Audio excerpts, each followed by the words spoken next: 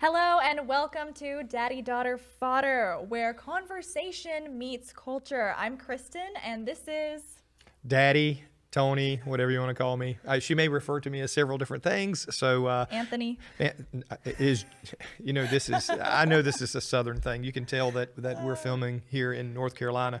But in North Carolina, we name kids like Dan. It's not Daniel, it's just Dan. It's Tony. It's not Anthony, it's just Tony. Anyway, it's just Tony. Inside joke, fun stuff. I hate to switch gears so abruptly, but you had another topic you want to talk about. I did, and this one is near and dear to my heart. You see, like your shirt. Oh, right here. Your You see this, shirt. guys? Adoption is the gospel. Gospel. It really yeah, is. We love that. Adoption is the gospel. Well, this year, according to the UN, according to the UN, the world is expected to finally reach 8 billion people. That's right. We have 8 billion of us Homo sapiens running around on this planet. And just to make it clear, 70 years ago, back in 1952, the world was just at 2.5 billion. So that's a jump up there, right? People are.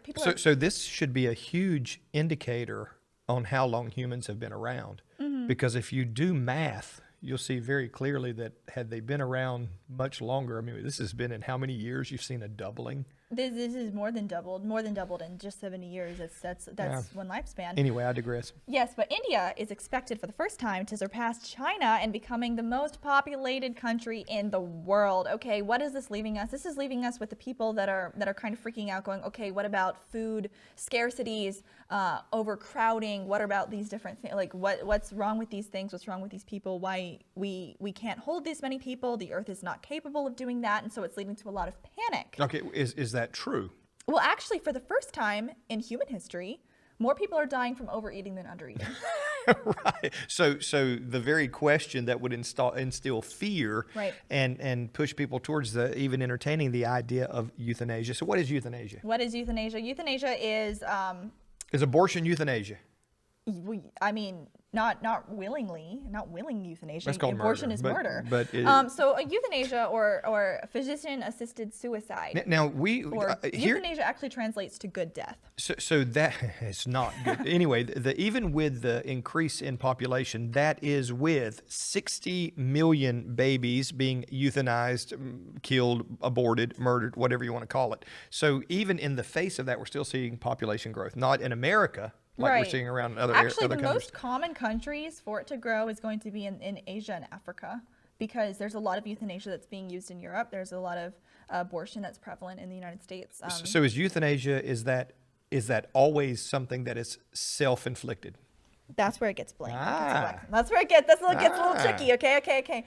So when traditionally you think about euthanasia, you think about people that are like, can you just let me die? I have the right to die. You know. And we've had that debate here in America. How crazy that sounds. But even now, I don't believe there's any, even in deep blue states like California. Legalized suicide. I don't even think that it's gone out yet. I don't think it's even legal yet there in any place in the United States. But it's the right to death. But there is unrestricted euthanasia where the doctor can decide that the person is no longer worth keeping alive. Ho. You're talking about doctors who have taken an oath to preserve life. Yes. They are now going, we will be the arbitrators of death. Right. Is that okay? Well, right. they first of all, how things have changed. We threw that out of the window when we had something called an abortion doctor. Like, first of all, how do you even intentionally take the life of a human child and still call yourself somebody that does good or does no harm? And I'm just, it's very difficult for me to think about that. But so we call it assisted suicide, yes, like and assisted it looks suicide. like it actually is legal in some places. In fact, a lot of places it is legal around the world. Yes, in the world. In Canada is one of the most recent ones where it's legal in Canada, and in fact, I want to even go so far as to say that it's encouraged to anywhere from, you can pretty much get euthanasia if you are homeless, if you're poor, if you're struggling with a chronic disease. They're just it's okay, you can die, it's not a big deal. Which, keep in mind that Canada actually has universal health care. It says here that it is prohibited in 42 states. So assisted suicide is legal in 10 United and 10 of the states. No, eight. 8. Can't do math. Math, you know how that works. 8. Anyway. All right. I thought there were 52 states. No, there's only 50. There's only 50 states. I know. So let's do what we often do and see culturally where that meets reality. Right. So when we talk about euthanasia and we talk about what is, in your opinion, and I see these fears that people would point to and say, well, we're worried about, the ability of the earth to sustain that many people. That's false. There's more food available. There's food rotting and going to waste. I think America produces almost enough food within itself to actually feed the world. Now, there could be famines and there could be some crazy stuff going on, and I'm not saying that there won't be. But as of right now, the ability to feed all of the people on the face of this earth is not an issue, not a problem in reality. But what do you believe is driving something that is becoming so culturally prevalent? Definitely the idea of eugenics. Talk to me about eugenics. Eugenics, it's basically just people that are like, no, we only need like a few people on Earth. We only need a certain amount of people, and we need to sustain a certain amount of people. That's what we need basically for the Earth. Kind of like what population what we were engineering. Yeah, population engineering, population control, eugenics. Very, very, very scary stuff when you hear about it. A lot of popular philanthropists are big proponents of eugenics. Bill Gates. A lot of conspiracy theories out there Yes, concerning that. yes. I believe that the origins of Planned Parenthood were to actually, to do that. You should Eugenics. study that out. Margaret Sanger, for any of you that want to know the epicenter. The beginnings of that. So what has allowed that to become so prominent, I believe, and this is kind of the point I wanted to make and discuss, is it's the idea of the devaluing of human life. Now, when you have the evolutionary idea, the random, that we all come from nothing and that we are time plus matter plus chance, and that means that we have no purpose. If we have no purpose, that means we have no origin. That means we have no destiny, no point to life. And when you strip those things away, you strip away the value of human life. So, what's the difference between, and you'll hear people refer to babies and say, well, they're just a clump of cells. Well, you're the same clump of cells that was the clump of cells there, just a bigger version of it. And if it's okay to kill you when you're this big, why isn't it okay to kill you when you're this big? Your cells are just larger cells. So it's lunacy. Logically, it makes no sense unless you realize that what has happened is the devaluing or the destruction of the origin, the intrinsic value of humanity. Oh yeah, it's definitely been devalued from basically day one. But again, we're going up where these kids, you only teach humanism in school. Literally, just you're it. There's nothing else. Even the whole premise of evolution is just so hopeless. And humanism, materialism. It's so prevalent in our society, and it's the idea that there is nothing but what you see in the material. That's hopeless in and of itself, because nothing that you do is ever truly going to matter, and you can get stuck in this deep depressive state. And if it doesn't matter to you, if you truly believe it doesn't matter, first of all, why would you stay alive? And why does it matter if you kill anyone else if you don't believe that there is an ultimate judge? If you don't believe there's ultimate justice, because there is no ultimate judge. And that state of, for people like me, I'm very, and I believe you are too, I'm a very justice-oriented individual. Justice is great. Right. I think justice is fabulous. But that's because I'm a very truth-oriented person.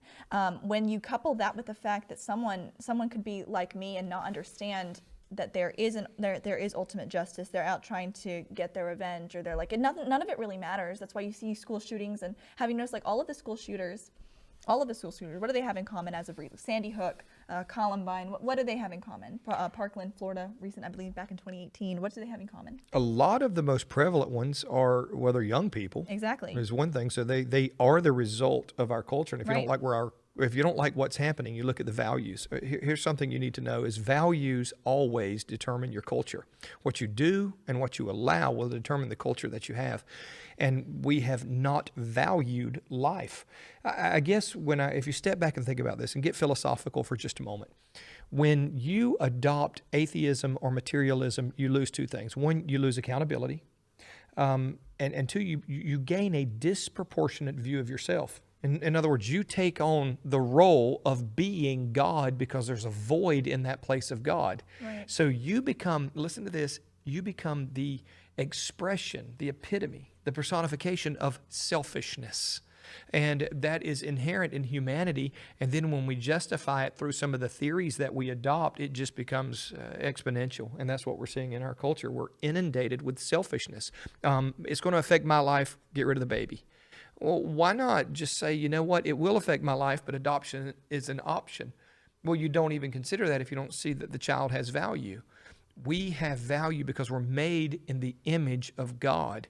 You say, well, I don't like that. I don't agree with that. That's fine. I understand that. But when you adopt a different construct, it doesn't work in God's reality. And if everybody adopted it, why not have mass chaos? Why even, we can't even define good or bad. There is no good or evil if you take God out of the equation. And for you to say, well, if there's a God, why is there so much evil? Well, if you don't believe there's a God, there's no such thing as evil. So you're stealing from God to make your point. That's the point. That's the point. I'm taking an ethics class, as you know, as I'm sure, as we've talked about actually ethics quite a bit. And, you know, the funny thing is, I feel like it's an oxymoron because it's secular ethics. Obviously, that's not the class name. It's just ethics. But it's secular ethics. The first thing we had to do in class was we had to kill off God. And I became very, very, very hostile in the class. So why do you have to kill God? I mean, why say kill God? Because the idea is that morals can exist without God, and God is just a vessel. God that they use in terminology is just a vessel for the morals that we all hold. So if you take God away, then morals become subjective. Right. Okay, so there's no standard of morality. So the question is, can morals exist without God? Well, sure they can. They just wouldn't be correct. And when I say correct, that means that they would be inconsistent with reality. In other words, they won't work in God's reality. Where in God's reality, we have to play by God's rules. And when we don't, the brokenness really shows up. Absolutely. And people that, like you said, accountability, people don't want to play by the rules at all. Kind of like daughters. Yeah. Growing up. You know, they know it's good for them. First of all, they know daddy loves them, but they attacked. don't want to listen. I feel attacked right now. Oh, okay. Right. Whoa. Do you need a safe zone? We can give you a safe. Anyway, I'm sorry. No, but to get back to what you were saying, people don't want to play by the rules, and personal responsibility is completely gone. Even in everything, we were just talking about affirmative action, and personal responsibility actually even delves into that, where they think that it's not because of what their actions do that affects their outcomes. They think it's everybody else's fault. When you're born, okay, you're born with your parents' name, with your parents. You have all that, but when you die, it's defined by what you do. Okay, did you hear that? Do you understand that? I get it. It's interesting. So everything was determined before you get to blame your parents. Everything afterwards, you get blamed for. When you die, it's a result of your actions. Your parents are a result of your birth, but your death is a result of your actions. Yeah, that's interesting. Hey, thank you for joining us here on the Daddy Daughter Fodder podcast. Yes, where conversation meets culture. So as always, I want to encourage you to seek real solutions to real problems. We have plenty of them. Have open, honest conversation. Sitting here with this young lady, I just have to go, wow, you must have been raised right. Dang, I wonder who did that. I digress. Anyway, thank you for joining us. Look forward to seeing you again real soon.